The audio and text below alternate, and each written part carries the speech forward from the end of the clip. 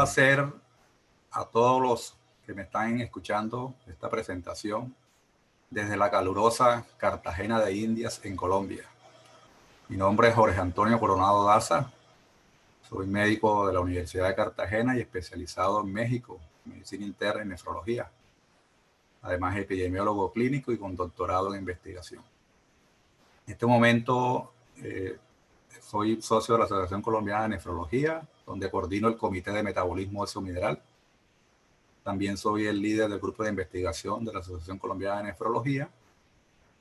Soy el director médico de una empresa médica, nefrología y diálisis, y trabajo en la Universidad de Cartagena como profesor asociado. Para mí es un placer compartir la presentación calcificación vascular en prediálisis, específicamente en prediálisis. Estos son mis conflictos de interés. Yo trabajo en Fresenius Medical Care Colombia y he sido conferencista de estos laboratorios, pero no tengo ningún interés comercial en esta presentación y las referencias bibliográficas son responsabilidad mía. En la mañana, en el transcurso de la charla, vamos a desarrollar desde la fisiopatogenia hasta los nuevos blancos terapéuticos en la calcificación vascular.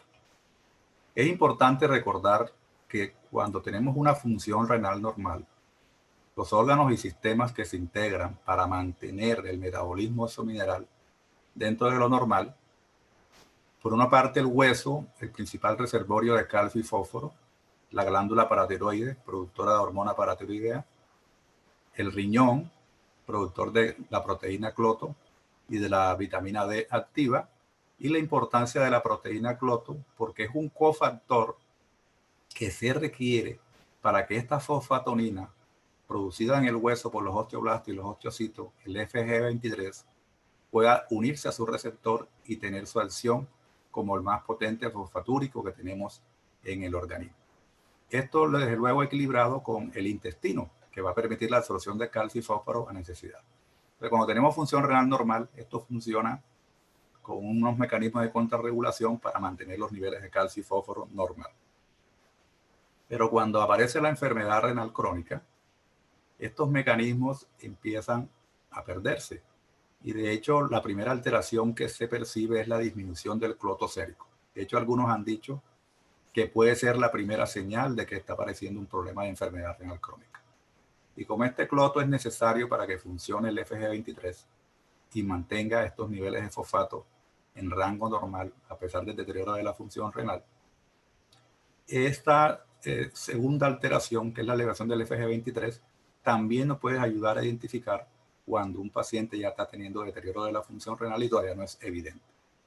Estos mecanismos compensatorios se mantienen más o menos hasta alrededor del estadio 3 de la enfermedad renal crónica, y de ahí en adelante la deficiencia de cloto se acentúa, el FG23 empieza a aumentarse por encima de lo normal y ya pasa a ser de una sustancia que provoca o es benéfica a ser lesiva. Y se conoce hoy en día que el FG23, los niveles aumentados, están asociados con mortalidad cardiovascular en el paciente con enfermedad renal crónica.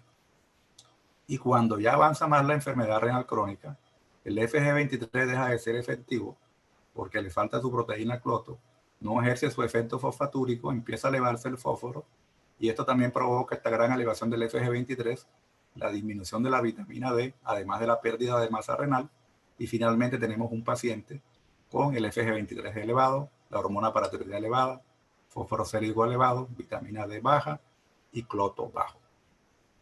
La importancia de conocer estos mecanismos fisiopatogénicos es porque fíjense que desde las etapas iniciales de la enfermedad renal crónica, a pesar de que el fósforo sérico se mantiene normal, ya se empieza a identificar una fracción excretada de fósforo por encima de lo normal. Y a nivel experimental se ha encontrado que la fracción excretada de fósforo aumentada por nefrona produce atrofia tubular y fibrosis intersticial. O sea que de alguna manera estos mecanismos compensatorios basados en aumentar la excreción de fósforo pueden ser lesivos para el riñón y en un momento dado pueden ayudar a que progrese la enfermedad renal crónica. Cuando ya tenemos la enfermedad renal crónica, entonces tenemos todos estos mecanismos alterados, como les mencioné, y terminamos que un paciente que tiene enfermedad ósea metabólica hiperparatiroidismo secundario, daño a nivel cardíaco y calcificación vascular, que es el tema que vamos a desarrollar hoy. Y la importancia de la calcificación vascular porque está muy ligada a la génesis de la alta morbimortalidad de origen cardiovascular en el paciente con enfermedad renal crónica que no está en diálisis. Hablemos de generalidades de la calcificación vascular. La calcificación es un endurecimiento y deterioro del funcionamiento de las arterias y puede ser de la íntima o de la capa media. Pero en el paciente con enfermedad renal crónica es principalmente de la capa media. Esto es un proceso activo similar a la mineralización ósea y se han identificado factores de riesgo. O sea, los pacientes que más presentan calcificación son los pacientes de mayor edad, los diabéticos, sexo masculino y que presentan las alteraciones bioquímicas propias de las alteraciones del metabolismo óseo-mineral de la enfermedad renal crónica. Desde hace 3 décadas se conoce que hay un alto porcentaje, 50-80%, de pacientes en prediálisis que tienen calcificación cardiovascular. Y la calcificación valvular puede llegar hasta un 25%. Este estudio clásico de Russo y de Spiegel demuestra cómo la población con enfermedad renal crónica sin diálisis tiene un 51% de arterias coronarias calcificadas. Y cuando llegan a diálisis, incidentes en diálisis, esto aumenta hasta un 64%. Y la importancia de conocer la calcificación arterial, como lo documenta Bleicher en este estudio clásico, donde por ecografía mira la carótida, la aorta abdominal, el hilo femoral y las piernas, encuentran que entre más arterias calcificadas se encuentren, es mayor la probabilidad de que la supervivencia disminuya. Entonces, fíjense aquí, 4 arterias calcificadas, hay menor supervivencia en estos pacientes. Y también los metaanálisis han demostrado que la calcificación vascular va a triplicar, casi cuadriplicar la mortalidad por todas las causas y también cuadriplica la mortalidad de origen cardiovascular, la probabilidad de eventos coronarios, duplica la probabilidad de accidente cerebrovascular y de cualquier evento cardiovascular lo triplica.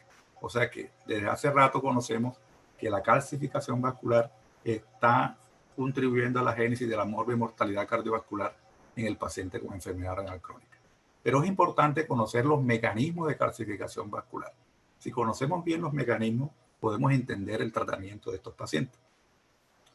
Empezaré por hablar de las partículas de calcio y proteínas. Estas son las partículas que se encargan del transporte del calcio y fósforo del suero al hueso sin que se deposite en un tejido diferente al hueso. Esta es una mezcla de calcio y fósforo con fetuina A. Pero cuando tenemos enfermedad renal crónica o deficiencia de fetuina A, estas partículas de calcio y proteínas primarias se transforman en secundarias y ese componente amorfo de calcio y fósforo se transforma en cristales de hidroxiapatita.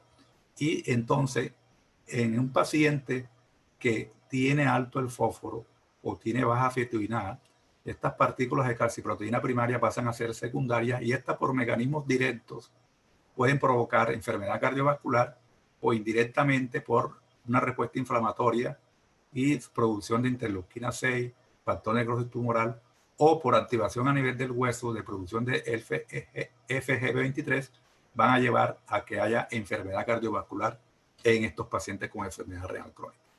Entonces, fíjense que para que suceda la calcificación debe haber un desbalance, un desequilibrio entre inhibidores de la calcificación clásicos, como la fetuina A, pirfosfato, y los que son inductores de la calcificación. Algunos circulantes, principalmente el calcio y el fósforo, que es importante que no lo perdamos de vista, e inductores locales como la citoquina.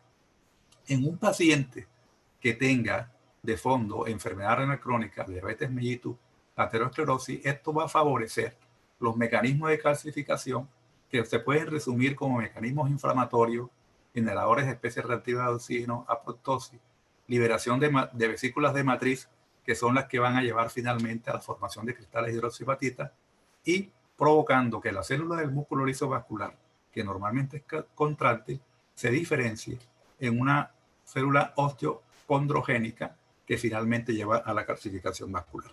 Aquí con más detenimiento vemos cómo son estos mecanismos. Y fíjense, aquí en el punto A, todas las interleuquinas inflamatorias de alguna manera van a provocar diferenciación osteogénica. Igual los productos de finales de la glicación avanzada también nos llevan a diferenciación osteogénica de la célula del músculo liso vascular. Y por otro lado, la fosfatasa alcalina no específica de los tejidos va a degradar el pirofosfato, conociendo nosotros que el pirofosfato es una de las principales sustancias anticalcificantes. Todo esto va a favorecer, además de toxinas urémicas como el hidroxil sulfato y la entrada de fosfato, que esa célula de músculo liso vascular se transforme hacia una célula osteogénica. Por otro lado, el calcio aumentado que ingresa, sea por los canales del calcio o por las partículas de calcio y proteína o ligadas al receptor del calcio, van a producir estrés oxidativo y estas especies reactivas de oxígeno también van a favorecer la diferenciación osteogénica y por otro lado van a estimular el factor nuclear kappa beta a través de su receptor RAN y RAN ligando y va a producir también un aumento de las citoquinas inflamatorias que finalmente también lleva a la diferenciación osteogénica. Y por otro lado, el fosfato aumentado a través de los canales PIT1 va a ingresar a esta célula y va a estimular también la producción de genes que transcriben y favorecen la diferenciación osteogénica de la célula de músculo liso vascular, y todo esto va a provocar finalmente mineralización extracelular, producción de cuerpos apoptóticos, degradación de elastina y enucleación de apatita, lo que nos lleva finalmente a la calcificación vascular. Aquí lo vemos resumido, una célula de músculo liso que normalmente es contráctil. Si hay un desequilibrio entre los inhibidores activos y los inductores activos, esto va a provocar a través de factores de transcripción que se transforme esta célula en una célula osteoblasto-like y finalmente llegamos a la calcificación vascular. Pero es importante que diagnostiquemos. Si conocemos que este es un problema que inicia desde etapas tempranas de la enfermedad renal crónica, es importante llegar al diagnóstico. Lo ideal es hacer una tomografía de tórax para ver la calcificación de arterias coronarias. Se sabe que cuando se gradúa tipo 4, mayor o igual a 400 unidades de Hounsfield, esto está correlacionado con una gran probabilidad de enfermedad coronaria. El problema es el costo y la radiación. También tenemos la ecocardiografía que nos permite identificar la calcificación de las válvulas, el ultrasonido, pero a la mano los clínicos tenemos la radiografía convencional, específicamente mirar la calcificación de aorta abdominal, mirando la columna lumbar, el conocido o descrito por la doctora Caupila en los años 90, y que miremos a continuación. La doctora Caupila hizo un índice basado en la calcificación vascular con una radiografía lateral de columna, identificando los cuerpos vertebrales L1, L2, L3 y L4. Se traza una línea intervertebral y se localiza el calcio en las paredes anteriores de la aorta y en las paredes posteriores de la aorta. A cada segmento se le da 3 puntos en la pared posterior o en la pared anterior, de acuerdo a si la calcificación ocupa 1/3, 2/3 o más de 2/3 del trayecto vertebral. Para que sea válida esta columna, debe tener un foco en L4 y extenderse desde T11 a T12 hasta el coxis. Esto es importante que los radiólogos lo conozcan para que podamos identificar la aorta, que es un cilindro que cuando está calcificado lo vemos por delante de los cuerpos vertebrales. En este índice de Caupila, que va de 0 a 24, como les explicaba, vamos con ello, pues nosotros poder identificar el grado de calcificación que tiene este paciente. Aquí en este ejemplo que le coloco, donde estamos viendo las primeras 4 vértebras lumbares, vemos un paciente con calcificaciones en la pared posterior y anterior, y lo podemos graduar. Fíjense que hay una calcificación, esto da 1 punto, aquí no hay. Aquí hay 2 calcificaciones, esto da 2 puntos. Aquí hay una, da otro punto. En la vértebra lumbar 3 hay calcificación de toda la pared posterior y 2 puntos de la anterior, daría 3 y 2 puntos. Y en la aorta por delante de la lumbar 4 está calcificada toda la pared posterior y la anterior, daría 3 puntos cada uno. Entonces, esto es un paciente que tendría 15 puntos sobre 24, y la importancia de esta calcificación es que en el estudio este se demostró que cuando el índice de Caupila es mayor o igual a 5, el riesgo relativo de aumento de la mortalidad cardiovascular es casi aproximadamente el doble. O sea que hay doble probabilidad de morir por causa cardiovascular si tengo un índice de Kaupila mayor o igual a 5. Igual me anuncia un evento cardiovascular con un riesgo de un 15% en el próximo año y de un 35% a 2 años, y por eso la importancia. Veamos algunos estudios clásicos de calcificación vascular en prediálisis como para ejemplarizar el problema. Y fíjense que desde este estudio clásico de Sigris en el año 2006 se mira cómo los pacientes en prediálisis tienen calcificación vascular y mucho menos que los pacientes con diálisis peritoneal o hemodiálisis. En prediálisis 47% y en peritoneal 71% y 73% en hemodiálisis. En este estudio de Kestenbaum del 2009, es un estudio muy importante. Ellos estudian 562 pacientes con filtración por debajo de 60 mililitros por minuto, le hacen una TAT de control a los 2 años, o sea, una TAT basal para ver la calcificación de arterias coronarias, y a los 2 años ellos encuentran que a nivel basal hay una prevalencia del 66% de calcificación de arterias coronarias, y que esto es más frecuente a mayor edad en sexo masculino, hipertensión y con niveles LDL elevados.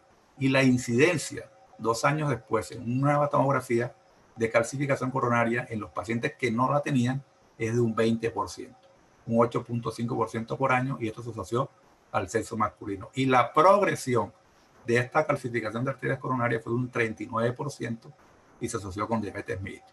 En esta gráfica miran claramente cómo a medida que aumentan los índices de calcificación coronaria es mayor la progresión, especialmente en los pacientes que tienen calcificación de arterias coronarias severa y que son los que más correlacionan con enfermedad coronaria. Esta tesis me pareció importante traerla, es un trabajo, una tesis doctoral de la doctora Verónica Escudero Quesada, en la cual ella siguió 87 pacientes con enfermedad renal 4 y 5 no en diálisis, y los siguió durante 2 años. ¿Qué es lo importante de esta tesis? Que ellos miraron la implicación pronóstica de las complicaciones vasculares, las alteraciones del metabolismo óseo mineral y nuevos marcadores biológicos. Ellos le hicieron a estos pacientes tomografía para mirar la calcificación de arterias coronarias, le hicieron el índice de Adragao y de Kaupila. El índice de Adragao es otro índice basado en radiografía de pelvis y manos.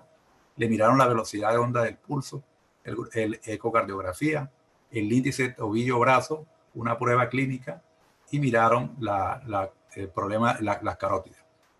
¿Y qué encontraron ellos? Que la calcificación coronaria, el índice de Kaupila, la calcificación valvular y la calcificación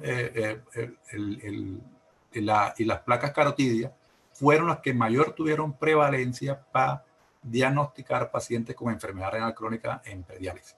O sea que son 4 buenos estudios para identificar la calcificación vascular.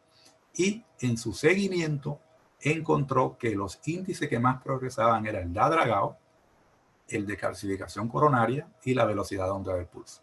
Y esto quizás importante en este estudio es que cuando ellos miraron nada más los pacientes que tenían un índice Agalson mayor o igual a 400 unidades Hounsfield, que son los pacientes que tienen más probabilidad de tener una enfermedad coronaria severa, encontraron que los estudios que más correlacionan con la calcificación coronaria es el Kaupila, calcificación vascular y la placa parotidia.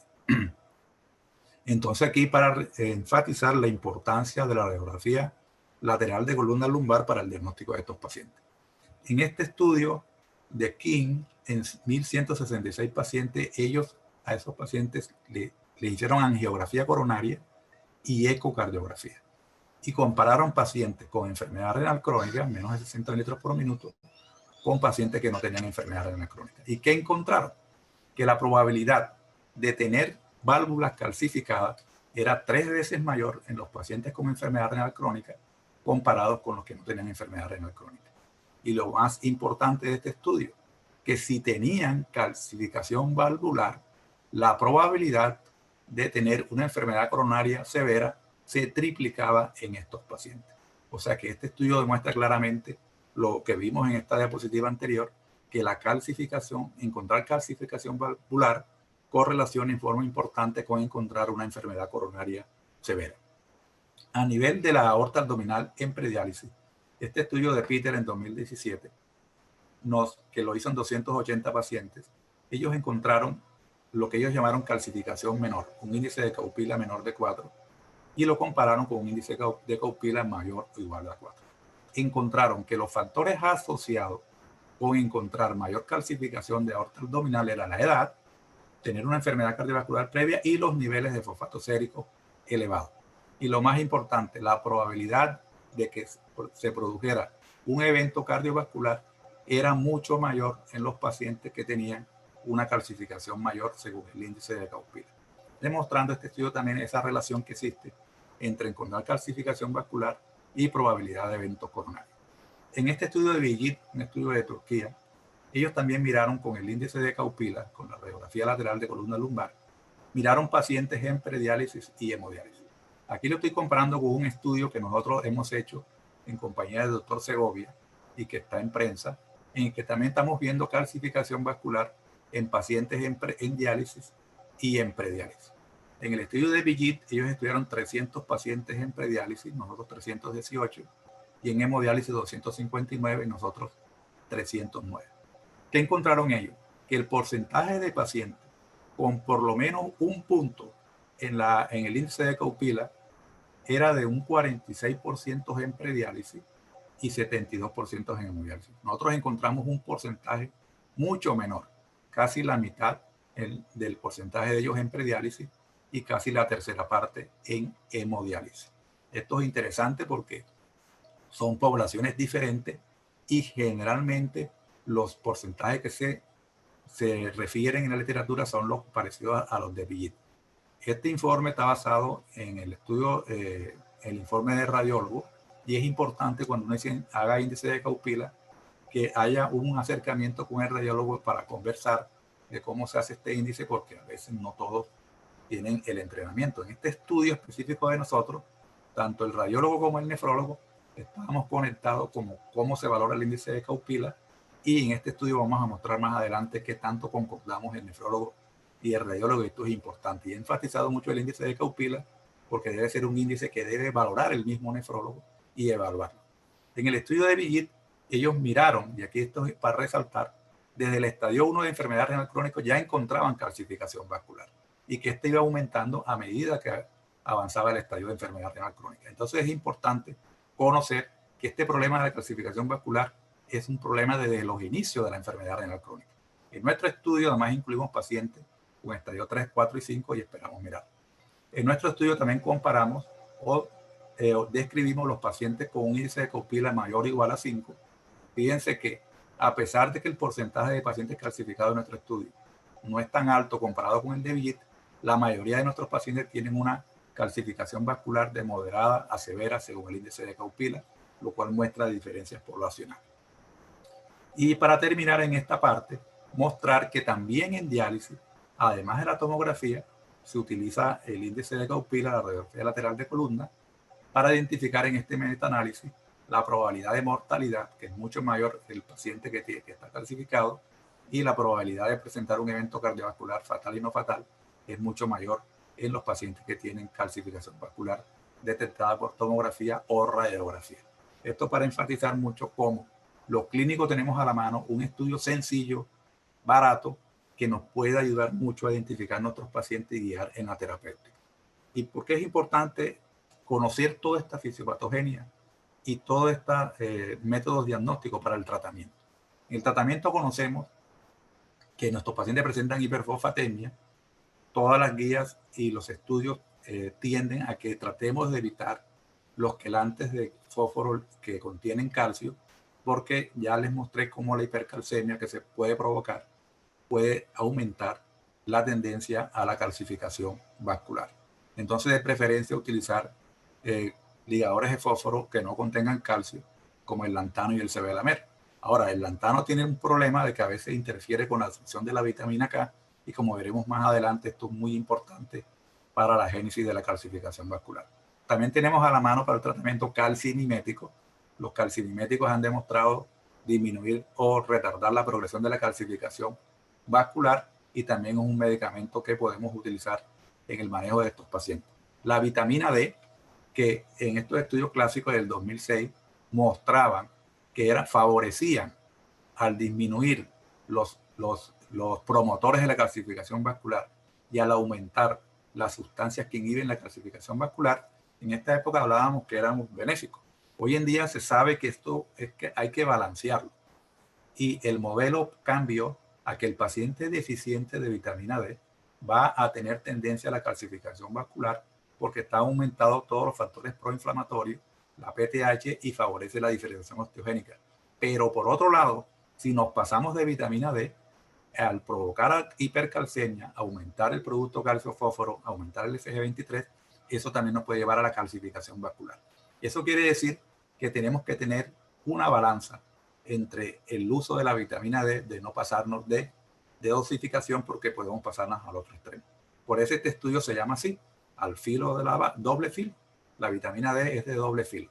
Hoy en día ya no se habla de este modelo de niveles deficientes, sino actividad deficiente o actividad excesiva, y mantener una actividad balanceada de la vitamina D. O sea, dar la dosis justa que nos ayude al paciente a estar en un balance de actividad que permita que no haya calcificación vascular y favorezca el tratamiento de estos pacientes.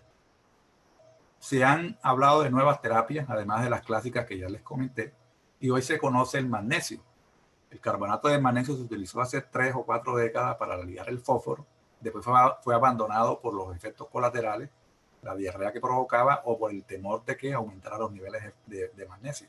Sin embargo, se ha vuelto y se conoce que los pacientes con enfermedad renal crónica pueden tener deficiencia de magnesio. Y si nosotros tenemos los niveles de magnesio de manera adecuada, se ha demostrado que el magnesio disminuye el paso de las partículas de calciproteínas primarias a secundarias, que recuerden que les expliqué que están involucradas en la génesis de la calcificación vascular. Y el magnesio también va a ayudar a disminuir sustancias que son inductoras de calcificación y aumentan sustancias que provocan o que promueven o que son anticalcificantes. Entonces el magnesio es una terapia abandonada que se ha retomado con fuerza y hoy en día se propugna mantener los niveles de magnesio en los pacientes normales. La vitamina K también, por el problema nutricional, los pacientes con enfermedad renal crónica pueden tener disminución de la vitamina K. Y la vitamina K es importante porque disminuye la apoptosis y también aumenta las sustancias que son anticalcificantes y disminuye la expresión de genes osteogénicos. Entonces es importante que los pacientes mantengan niveles de vitamina K adecuados, y hay estudios publicados de suplencia de vitamina K y que han contribuido a disminuir la calcificación vascular. También se conoce en la fisiopatogenia que los receptores en mineralocorticoides, cuando están activados, van a estimular los PIT1 y van a degradar a través de la fosfatasa alcalina no específica de los tejidos el pirofosfato y van a provocar calcificación vascular. Si usamos bloqueadores de los receptores de aldosterona, vamos a inhibir toda esta cascada, vamos a favorecer que el pirofosfato se mantenga, y el pirofosfato se conoce hoy en día que es una de las principales sustancias anticalcificantes. Entonces, bloquear con un receptor de la aldosterona, espironolactona o epinrenona, podemos contribuir a disminuir la calcificación vascular. Por otro lado, se conoce también que la activina, igual la proteína morfogénica del hueso 7, a través del receptor 2A, van a provocar efectos diferentes. La activina va a impedir el efecto de BMP7 sobre este receptor, y el BMP7 lo que provoca es una disminución de la expresión de genes osteogénicos. Entonces, si damos terapia con el BMP7, vamos a estimular este receptor, vamos a disminuir la expresión de genes osteogénicos y disminuimos la calcificación vascular. O también, si por un ligando que bloquee la unión de la activina A con este receptor, vamos a favorecer que este receptor esté libre para el BMP7 y de esta forma disminuimos la calcificación vascular. Y por último, mencionarle los inhibidores de la cristalización, que son medicamentos que van a impedir que se produzcan los cristales de hidroxiapatita, y que esto está en estudios y va en buenos términos. Entonces, hoy en día contamos con muchas otras nuevas terapias para el manejo de los pacientes con calcificación vascular, y es importante conocerlas, y todo esto apoyado en la fisiopatogenia. Bueno, ¿qué conclusiones sacamos o qué queremos que llevemos después de escuchar esta charla? Reconocer que las alteraciones del metabolismo mineral son tempranas. Esto es importante. Las guías tienden a decir, miremos al paciente cuando está en estadio 4, estadio 5. Y esto porque faltan muchos ensayos clínicos controlados que demuestren algún beneficio de normalizar las alteraciones del metabolismo óseo mineral. Sin embargo, todos los estudios experimentales y observacionales apuntan a que el problema es desde las etapas iniciales y muy probablemente ahí debemos actuar para que estos pacientes no lleguen altamente calcificados cuando ingresen a diálisis. Reconocer que la calcificación vascular inicia de los estadios iniciales es importante para que nosotros enfoquemos nuestro manejo.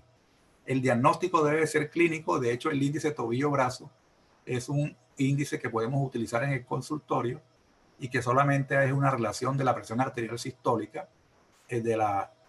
tomada en el tobillo dividida por la presión arterial sistólica en los brazos. Y si este índice es menor de 0.9, nos habla de enfermedad vascular periférica. Y si es mayor de 1.4, nos habla de rigidez arterial, que es lo que vemos habitualmente en el paciente con enfermedad renal crónica que tiene calcificada la capa media de sus arterias.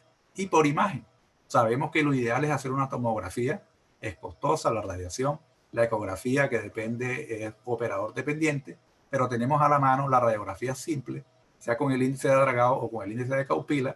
Les mostré que el índice de Kaupila tiene como la mayor evidencia de correlacionar más con la calcificación de arterias coronarias, y estos estudios son de bajo costo y los clínicos, los nefrólogos debemos tener conocimiento de su lectura para poder hacer una interpretación adecuada. Y lo más importante, que si conocemos la fisiopatología, esto nos va a apoyar mucho en las decisiones de manejo y vamos a entender por qué, por ejemplo, cuando escogemos una vitamina D, no escogemos un análogo no selectivo de vitamina D que puede provocar hipercalcemia o hiperfosfatemia, y por qué en un momento dado vamos a elegir análogos selectivos de vitamina D que, además de controlar estas alteraciones, provocan menos hiperfosfatemia y hipercalcemia, y también se ha demostrado que tienen un efecto antifibrótico y antiinflamatorio. La verdad, para mí ha sido un placer compartir con ustedes esta conferencia, y es muy importante que nosotros miremos la calcificación vascular desde sus inicios, porque es importante que mantengamos el corazón sano y el árbol vascular de nuestros pacientes, más cuando conocemos que la principal causa de muerte de los pacientes en prediálisis, que incluso pueden fallecer antes de llegar a esta, es la mortalidad cardiovascular. Muchas gracias por su atención.